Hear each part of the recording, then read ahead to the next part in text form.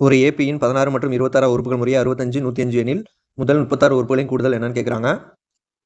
இது வந்து ஒரு கூட்டுத்தொடர் வரிசை, அதனால வந்து காமன் டிஃபரன்ஸ் வந்து ஈக்குவலாக இருக்கும். ஓகேவா?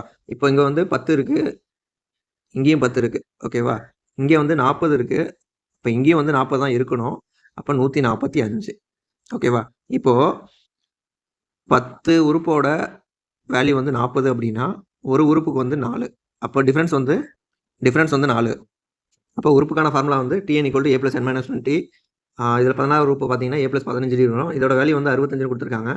இப்போ டியோட வேல்யூ 4ன்னு போட்டோம் அப்படின்னா 4 × 5 60 வரும். இப்போ ஏவோட வேல்யூ பார்த்தீங்க அப்படின்னா 5. ஓகேவா? இப்போ எல்லாத்தோட வேல்யூ வந்து நமக்கு தெரியும். அதை வந்து அப்படியே வந்து ஃபார்முலாவில் சப்ஸ்டிட் பண்ணி போட வேண்டியதான். n/2 a + l அடித்தோம்னா 18 18 × 150 18 × 150 அப்படின்னா 2700. ஆன்சர் வந்து 2700.